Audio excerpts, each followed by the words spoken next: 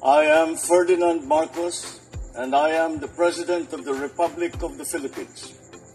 I stand today on behalf of 110 million Filipinos. Hello people and hello universe, it's me again. Shout out sa inyo mga kababayan. Nakikita niyo po, itong tatlong pangulo ng Pilipinas, ay itong dalawa, past administration na yan.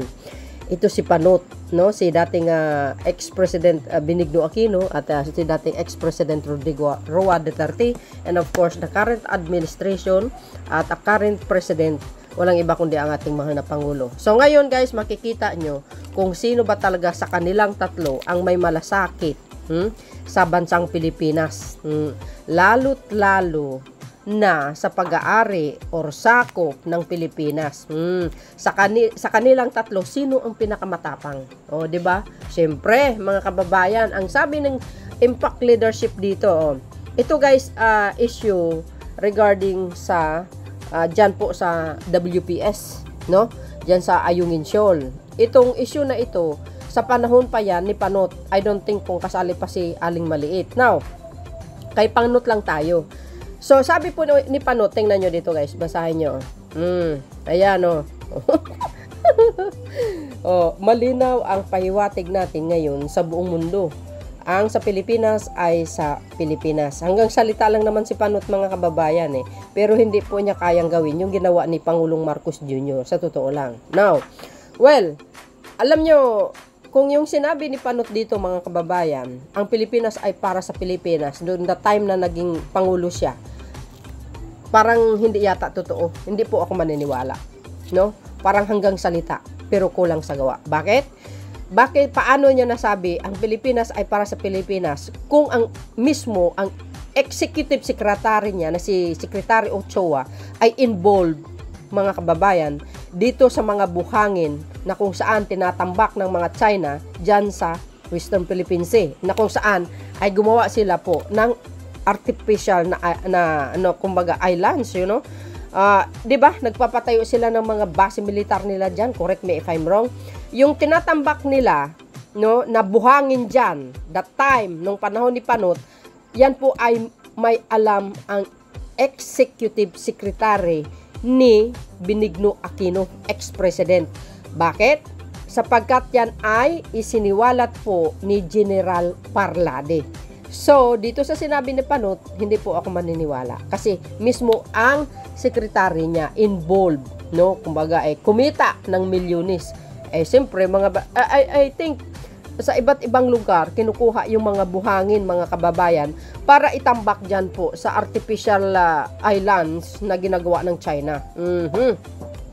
Yan guys, malinaw doon sa sinabi ni General Parlade, sapagkat yan po ay in-upload ko din po yan sa YouTube at saka sa TikTok. So, malakas ang loob ko na sinabi ko sapagkat mayroon po akong source dyan. So, yan po si Panot, kahit kailan hindi nila kumbaga inaalala yung kabuhayan po ng mangingisda. O yan, no? Kayo guys, ano po ang masasabi nyo sa sinabi ni dating Pangulong Benigno Aquino III? Ito naman si si dating Pangulong Digong. Ang akala ko naman din ay napaka magaling na Pangulo na ito. Because guys, dun sa style ng mga react niya, no, nakakala mo talagang solid na talagang pinaglaban niya ang sariling atin, pero mali pala yung ang ating kaisipan. Kaya nga, huwag ka masyadong naniniwala sa mga akala kasi baka yan ay haka-haka lamang or front lang pakitang tao ka nga, no. So sinabi niya dito guys, sabihin ko sa inyo, o ibigay mo sa akin, sabihin ko sa iyo. O yun, nagmumura, papel lang yan, itatapon ko yan sa waste basket. Alam nyo ba kung gaano kahalaga ang na pagkasunduan na nanalo tayo sa UNCLOS noong 2016? Mahalaga po yung papel na yan, sapagkat yan ang katibayan na para sa atin ang Ayungin Shoal, yung sakop ng economic zone natin, yung Western Philippine Sea. Correct me if I'm wrong. Paano niya nasabi na papel lang yan? Kahit sabihin mo papel yan, napakahalaga po yan sa bansang Pilipinas, sapagkat yan ang katunayan na tayo po ay nanalo sa UNCLOS noong 2016 na sana man lang ipinaglaban ni Digong sa China, na sana sabihin niya na bawal kayo mamahimasok sa lugar na yan sapagkat yan ay lugar para sa Pilipinas. Pero hindi hindi po nangyari sapagkat pinaubaya niya, ika nga, sabi ni dating Supreme Court Justice Carpio, isinuko niya ang Ayungin Shoal sa China.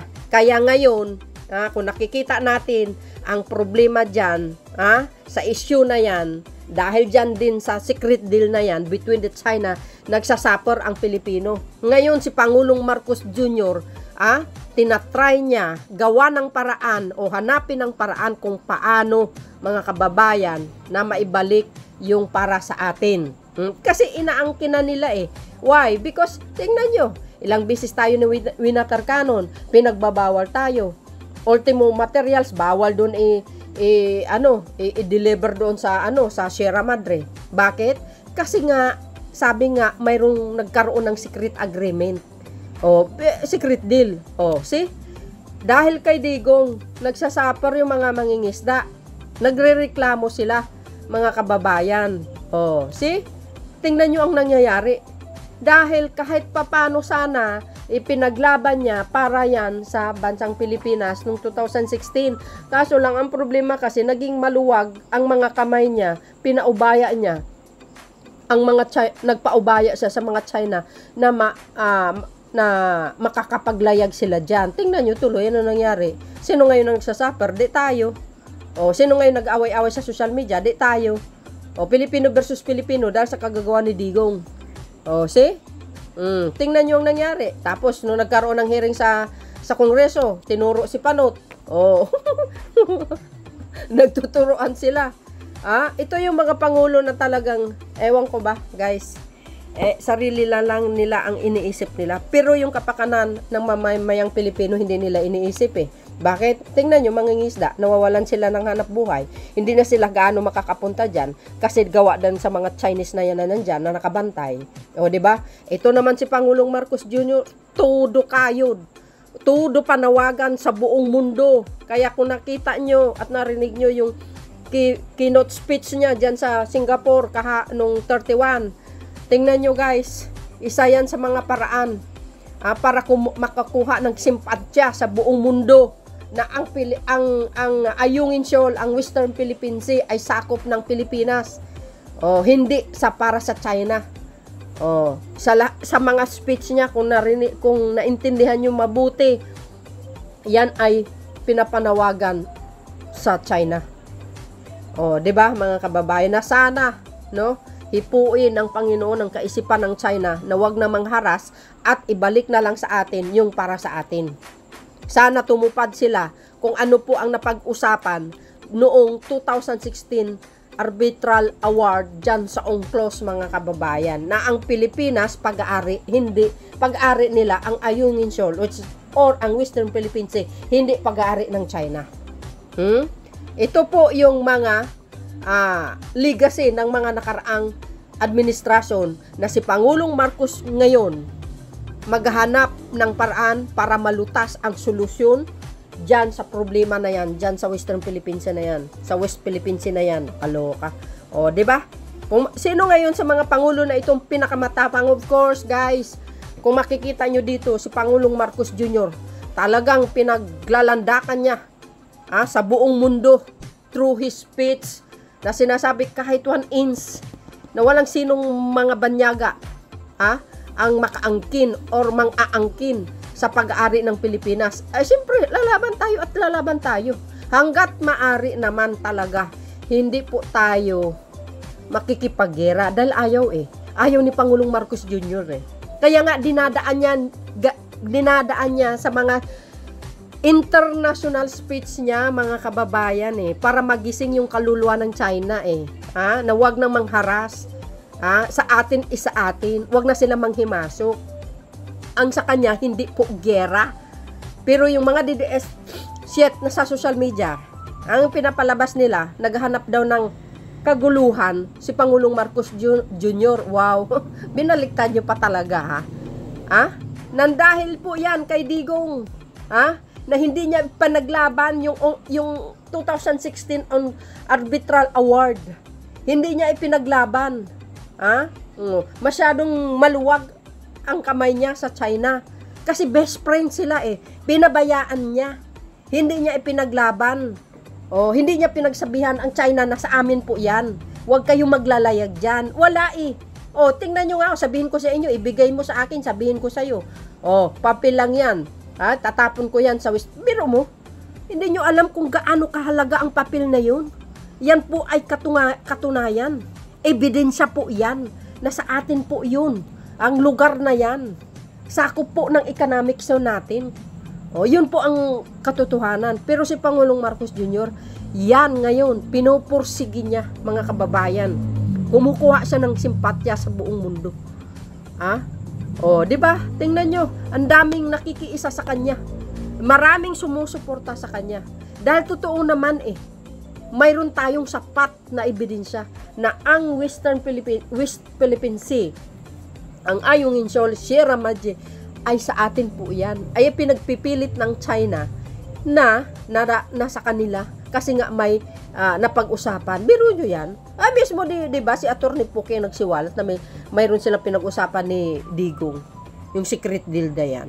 Ngayon, mga kababayan, sino po ang tunay na nagmamalasakit sa bansang ito? Di ba? Sino ang totoong may pagmamahal sa mamayang Pilipino? Sino po ang nagmamahal sa bansang Pilipinas? Walang iba kundi si Pangulong Marcos Jr. See? Ipaglalaban niya. Doon sa tanong sa kanya. Paano daw kung may namatay isa sa mga PCG o kaya sa mga mangingisda natin. Anong sinabi niya? Siyempre guys, yan ang pagpapakita ng kaguluhan. It's an act of war, sabi niyang ganun. Alangan naman mga kababayan, pinapatay na nga tayo, hindi pa tayo gumalaw. Simple lang yung sagot ni Pangulong Marcos Jr. Pero ang totoong kahulugan niyan, natural, lalaban ang Pilipinas. 'Di ba? For sure, tutulungan din naman tayo ng mga kaalyansa natin. Dahil yan ang ginagawa niya. Nag-speech siya sa international para kumuha ng simpatya ng mga banyaga sa buong kapuluan ng mundo. At least, marami naman ang kumakampi sa kanya. Na yung ginawa ng China, hindi po talaga maganda. Maganda nga yan Bakit? Na ibo-broadcast kung ano yung mga ginagawa ng China sa atin. Iyan ang isa sa pinakaayaw ng China na mai-broadcast sa international, i-spread sa buong mundo. Ayaw nila yung ganyan kasi nakikita yung mga kasamaan nila, mga kababayan. Lalo na itong speech ni Pangulong Marcos Jr., yung keynote address niya sa Singapore. Ay naku, talagang ayaw na ayaw nila yan. Kasi napapahiya sila, mga kababayan.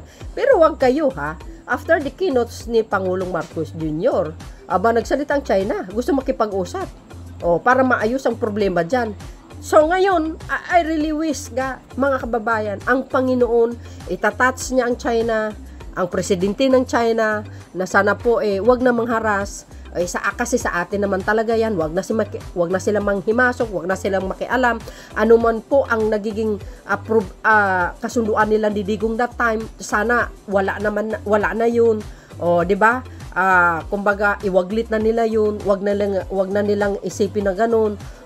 Baliwalain na lang nila kasi malinaw naman talaga sa Pilipinas po ang may sakop niyan. Di ba? Ito, yan po ang legacy ng yung puon ninyo.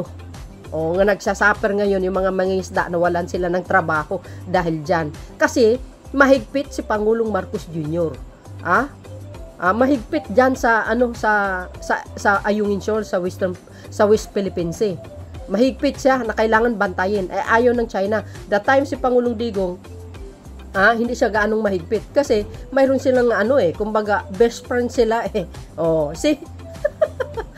Yan ang problema ngayon. Isa sa mga problema ng Pilipinas, yung issue dyan. Kaya nga yung secret deal yan, pinag-usapan yan sa Kongreso. Sino ba talaga ang may salarin? Bakit nagkaganyan? Si Pangulong Marcos ngayon, nagkanda-ugaga, para maghanap ng solusyon. Sana, 'di ba guys? Sana po Yun po ang panalangin po natin, na kung sakali mag-usap man ang Pilipinas at ang China soon as possible, para maayos at matapos na yung solusyon na yung issue na dyan, tayo pa din ang pagbigyan ng Panginoon, sapagkat atin po yan. Naway ang Diyos ay sumasa atin talaga, no? Dahil alam po naman na tayo, at alam mo naman po ang bansang Pilipinas ay napakabait na mga bansang ito. Ay hindi ano guys, hindi tayo sugapa sa mga ganyang ari-arian ng iba, no? Hindi katulad ng itong China na ito, mahilig mangangkin talaga. So yun guys, ang aking ano diyan, ang aking nasasabi tungkol dito sa tatlong pangulo na ito. Kaya kung sino man ang may salarin, bahala na kayong humusga. Yun ang aking pananaw guys. Ito po ang aking nasa kaisipan lamang. So far so good. Dahil dyan guys, ayan, siyempre si PBBM ang the best. We have on our side the 1982 UNCLOS and the binding, sabi niya ganyan, the binding 2016 arbitral award, which affirm what is ours by legal right. See? Diba? Ang ganda ng sinabi niya. Talaga, syempre. Nanalo tayo, guys, eh. Kung hindi sana tayo nanalo, hindi siya magpupursige na ganyan. Nabawiin. Diba? Oh, we have on our side the 1982 UNCLOS. Biro nyo, 1982 UNCLOS pa. And bending 2016 arbitral award. Oh, see? Doble-doble na talagang nagpapakita yung papel na sinasabi ni Digong na itatapon niya sa waste basket. Oh, malinaw na malinaw.